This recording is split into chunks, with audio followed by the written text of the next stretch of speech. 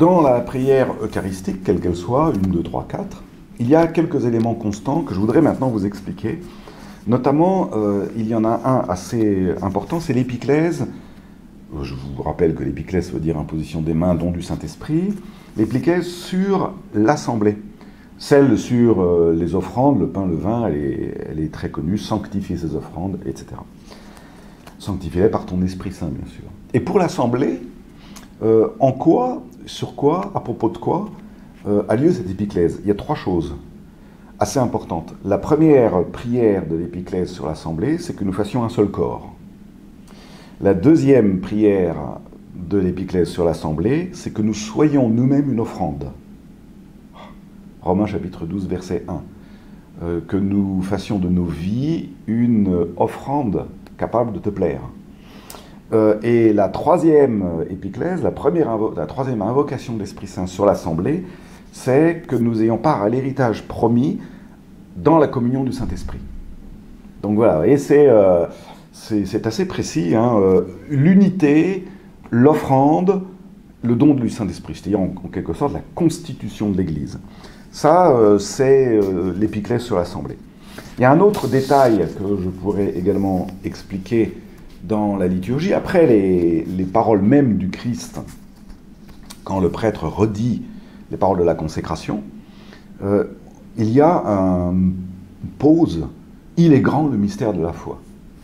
Juste après. Et à ce moment-là, l'Assemblée répond: nous annonçons ta mort, Seigneur Jésus, nous proclamons ta résurrection, nous attendons ta venue dans la gloire. Il faut expliquer un mot quand même sur il est grand le mystère de la foi, parce que bien souvent il y a des confusions. Les gens disent: ah bah oui, c'est vrai, c'est bien compliqué la foi chrétienne, c'est mystérieux. Il ne faudrait surtout pas chercher à comprendre. Ben, c'est le contraire qu'on fait avec ces capsules de carême. On cherche au contraire à comprendre. Non, non, mystère de la foi, ça ne veut absolument pas dire ça.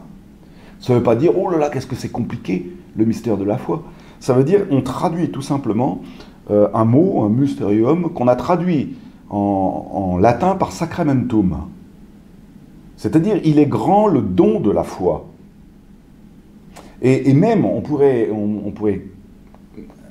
élargir un peu le thème du mystère de la foi en pensant à qu'est-ce que le mot mystère a fini par signifier à partir du Xe siècle, en Occident. Eh bien, le mystère, c'était la proclamation. C'était tout le contraire de ce qu'on entend aujourd'hui par mystère. Vous savez qu'il faut tenir caché, secret, incompréhensible, enfin, comme si la foi chrétienne devait être secrète, incompréhensible. C'est un contresens. Au contraire, à partir du Xe siècle, un mystère, vous savez, les mystères médiévaux, vous avez entendu parler, les mystères médiévaux, ce sont des espèces de petites scénettes de théâtre pour annoncer la foi.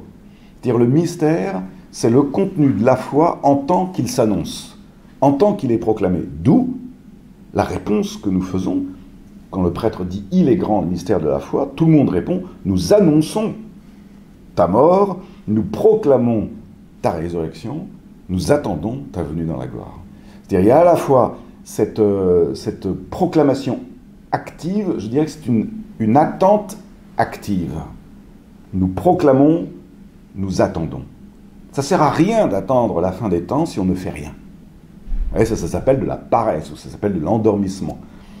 C'est pas de l'attente, c'est de l'inertie. L'attente chrétienne n'est pas inerte, elle est active. Et cette activité, c'est d'annoncer et de proclamer. Donc voilà, dans une toute petite interlocution, hein, que les rites de la messe, vous avez bien remarqué, hein, ça passe comme ça, on n'accroche pas, mais vous voyez la densité du propos. À la prochaine fois.